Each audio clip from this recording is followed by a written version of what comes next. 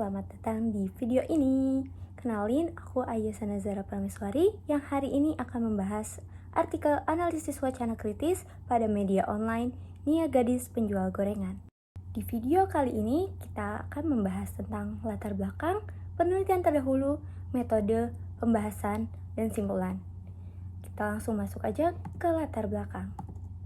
Wujud nyata dari kemajuan teknologi adalah internet yang telah menjadi alat utama untuk memenuhi kebutuhan masyarakat akan informasi termasuk berita. Setiap informasi yang disajikan oleh media massa umumnya bertujuan untuk mendukung 3 misi utama. Yang pertama, menyampaikan informasi. Yang kedua, memberikan pendidikan. Yang terakhir, menambah pengetahuan masyarakat. Dalam menyampaikan informasi, media massa memanfaatkan wacana sebagai bentuk komunikasi yang disajikan kepada masyarakat. Di tengah perkembangan media saat ini, salah satu isu yang menarik perhatian masyarakat adalah kisah Nia, seorang gadis penjual gorengan yang kini menjadi bahan perbincangan hangat di berbagai platform. Nia Kurniasari atau yang biasa kita kenal sebagai Nia gadis penjual gorengan adalah seorang remaja yang menjadi korban pemerkosaan dan pembunuhan oleh Indra Septiawan di Padang Pariaman, Sumatera Barat. Kasus ini menyentuh hati masyarakat dan menjadi sorotan karena Nia dikenal sebagai sosok yang baik dan pekerja keras untuk membantu perekonomian keluarganya. Untuk memahami wacana berita yang disampaikan oleh media secara lebih mendalam, maka diperlukan suatu analisis kritis yang mampu mengungkapkan makna di baliknya. Erawati dan kawan-kawan menguraikan bahwa analisis wacana kritis atau AWK merupakan pendekatan yang tidak hanya memandang bahasa sebagai teks semata, tetapi juga sebagai bagian dari interaksi dalam konteks sosial, politik, dan kekuasaan. Pendekatan ini bertujuan untuk memahami penggunaan bahasa dalam kehidupan sehari-hari yang bukan hanya dari aspek linguistik, melainkan juga sebagai cerminan dari maksud tertentu dan sarana dalam berbagai praktik sosial termasuk praktik kekuasaan yang sering kita lihat pada wacana media.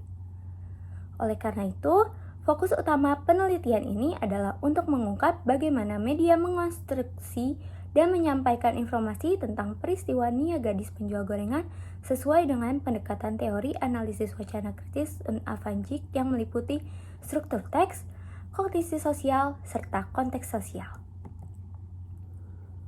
Selanjutnya kita masuk pada bagian penelitian terdahulu.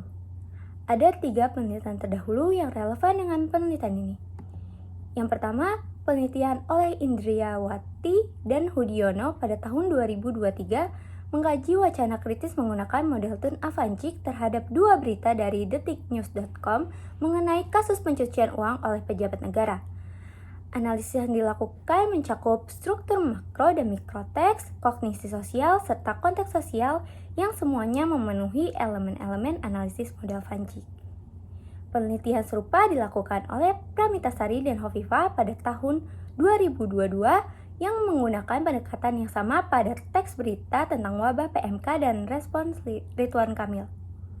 Dalam kajian ini ditemukan 3 dimensi AWK, yaitu struktur makro, supra, dan mikro dengan karakteristik antara lain tindakan, konteks, kekuasaan, sejarah, dan ideologi yang tergambar jelas dalam berita tersebut. Yang terakhir, ada penelitian dari Sinambela dan kawan-kawan pada tahun 2022 yang juga menggunakan pendekatan Thun Avanjik untuk mengkaji 3 media online, yaitu Detik News, Sindonews.com, dan Kompas.com mengenai perilaku Crazy Rich di Indonesia. Penelitiannya menunjukkan bahwa ketiga berita tersebut memenuhi elemen-elemen analisis yang terdiri dari struktur makro dan mikro, kognisi sosial, serta konteks sosial sesuai dengan pendekatan analisis wacana kritis Thun Avanjik. Selanjutnya, kita masuk pada bagian metode. Metode yang digunakan dalam penelitian ini adalah metode deskriptif yang diterapkan dengan pendekatan kualitatif.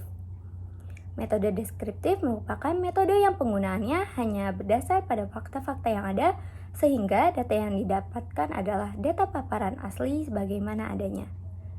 Menurut Molheong, pendekatan untuk penelitian yang data-datanya berbentuk gambar, kata, dan bukan angka disebut dengan deskriptif kualitatif. Data yang digunakan berupa isi berita Nia gadis penjual gorengan dan sumber data dalam penelitian ini berupa media online dari detik.com dan tv1news.com yang mengupload berita Nia gadis penjual gorengan. Selanjutnya kita masuk ke dalam pembahasan. Yang pertama ada struktur makro. Struktur makro terkait dengan makna umum menyeluruh yang dapat dipahami dari topik atau tema dalam sebuah teks wacana. Tun Avanjik mengartikan topik atau tematik selaku elemen utama dalam struktur makro wacana. Dalam hal ini, berita yang diterbitkan oleh detik.com dan tv1news.com memiliki kesamaan dalam tema, yaitu perkembangan kasus pemerkosaan dan pembunuhan gadis remaja. Meskipun tema yang diangkat serupa, tapi kedua berita tersebut membahas isi yang berbeda. Berita dari detik.com lebih menyoroti penangkapan pelaku pembunuhan dan pemerkosaan terhadap seorang remaja penjual gorengan. Sementara itu, berita dari tv1news.com lebih fokus pada kronologi kejadian yang menjelaskan rangkaian peristiwa secara terperinci. Selanjutnya ada superstruktur.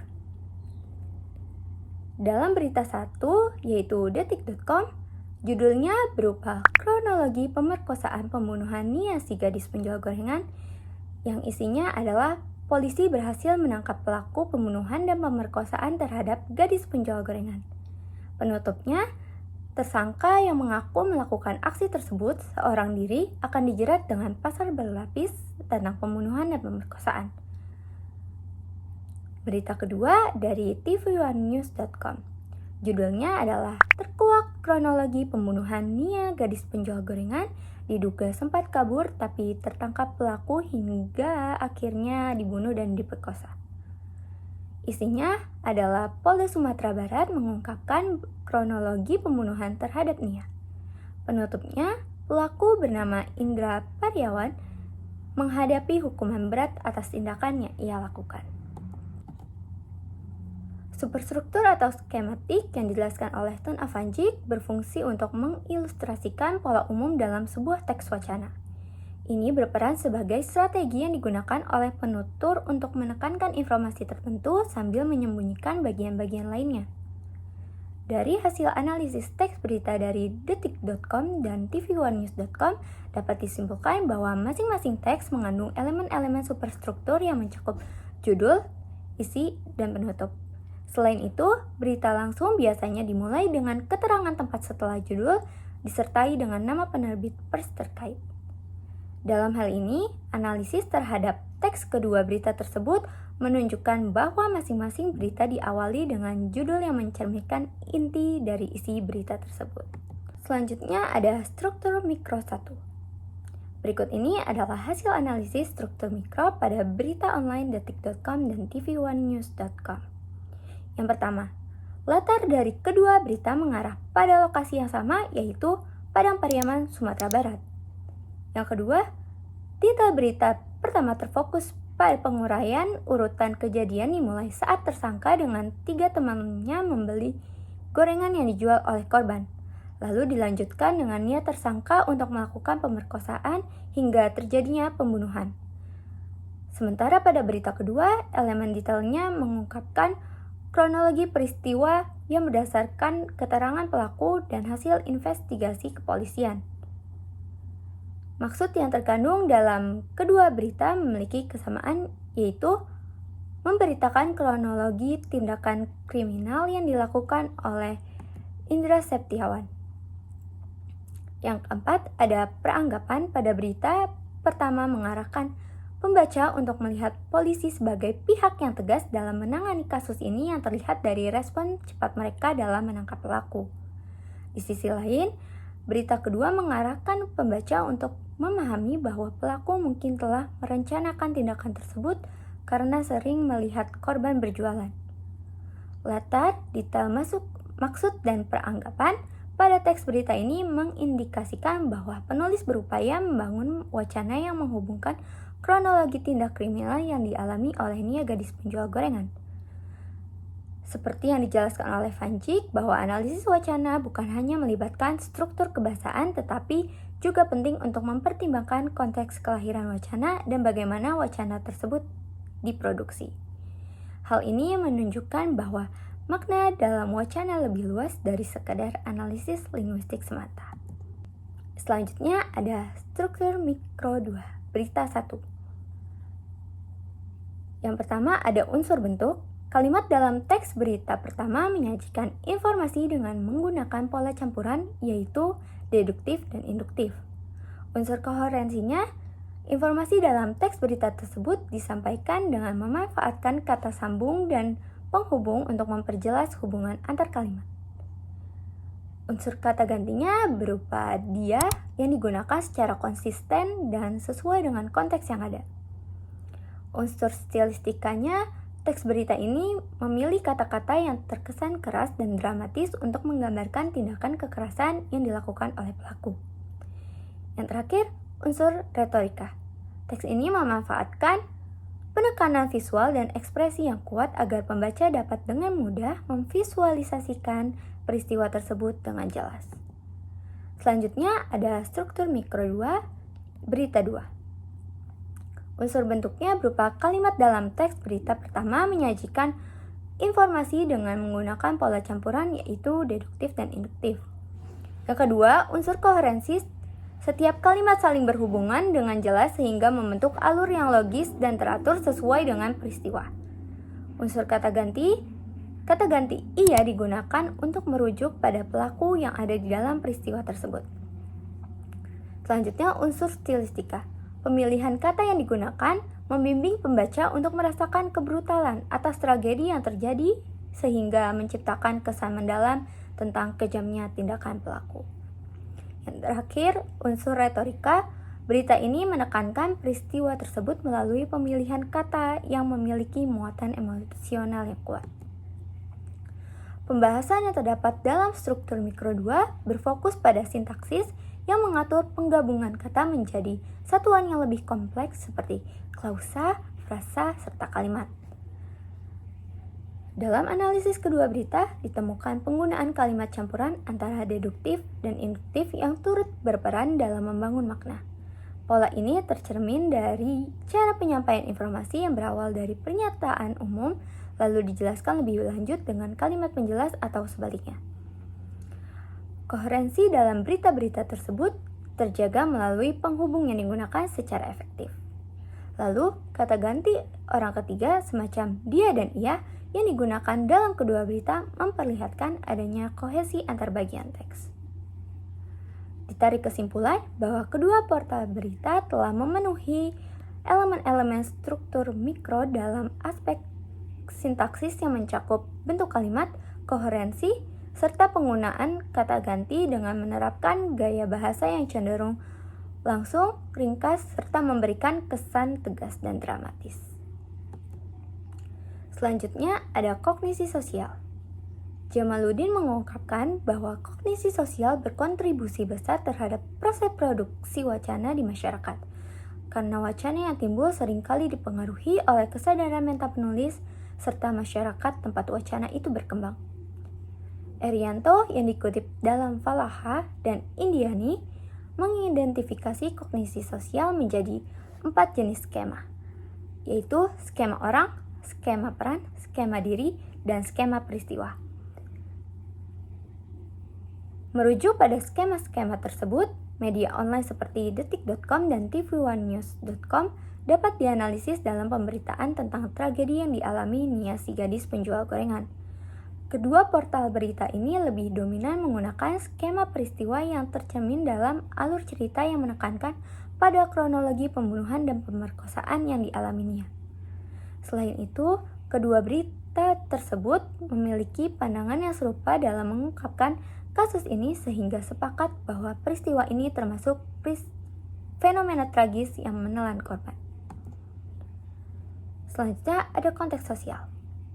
Konteks sosial memiliki 2 aspek utama yang perlu diperhatikan, yaitu kekuasaan dan akses yang mempengaruhi wacana. Yang pertama, praktik kekuasaan. Media melaporkan kejadian tersebut memengaruhi praktik kekuasaan dalam pemberitaan kasus ini. Media memiliki kekuasaan dalam mengarahkan narasi yang disampaikan pada gilirannya memengaruhi pandangan publik terhadap peristiwa itu. Sehingga beberapa di antaranya memiliki pemikiran bahwa pelaku sebaiknya dihukum mati saja. Kami mau pelakunya ditangkap dan dihukum mati. Hal ini dibuktikan oleh beberapa komentar dari portal berita detik.com. Berikut buktinya. Sejalan dengan itu, Ben Metan dan Setio Wibowo menekankan bahwa media memiliki 3 kekuatan utama, yaitu memengaruhi audiens, membangun narasi, serta mendikte informasi yang disebarkan yang semuanya berkontribusi dalam membentuk persepsi masyarakat. Yang kedua, akses memengaruhi wacana. Akses yang dimiliki oleh berbagai pihak dalam pemberitaan turut membentuk wacana yang berkembang. Pihak-pihak yang berwenang seperti aparat kepolisian, pejabat pemerintah, atau organisasi masyarakat memiliki akses penting dalam menyebarkan informasi yang memengaruhi pandangan publik. Sebagai contoh, komentar dari Kapolda Sumbar dan pengungkapan kronologi oleh polisi dalam konferensi pers memainkan peran penting dalam membentuk narasi utama pemberitaan. Selain itu, keterlibatan pihak lain seperti ahli forensik atau tokoh masyarakat juga memperkuat wacana yang berkembang mengenai bagaimana kejahatan ini terjadi dan bagaimana masyarakat seharusnya menanggapi. Kita telah sampai di bagian akhir, yaitu simpulan. Berdasarkan analisis wacana Tun Avancik terhadap media online dari detik.com dan tv1news.com perihal kasus pembunuhan dan pemerkosaannya, hasilnya menunjukkan bahwa meskipun kedua media mengangkat tema serupa, namun keduanya memiliki isi berita yang berbeda tetapi saling melengkapi. Detik.com lebih menyoroti keberhasilan polisi dalam menangkap pelaku, sementara tv1news.com lebih fokus pada kronologi kejadian. Keduanya menerapkan struktur makro dan mikro sesuai dengan model Tun Avancik, serta memanfaatkan skema peristiwa dalam kognisi sosial untuk menciptakan narasi yang dapat memengaruhi persepsi publik terhadap tragedi tersebut. Selain itu, analisis ini memberikan gambaran tentang bagaimana kekuasaan dan akses informasi termasuk dari pihak kepolisian memengaruhi wacana media online dan membentuk pandangan publik. Sore-sore makan mangga harum manis. Terima kasih sudah menonton sampai habis. Sampai jumpa.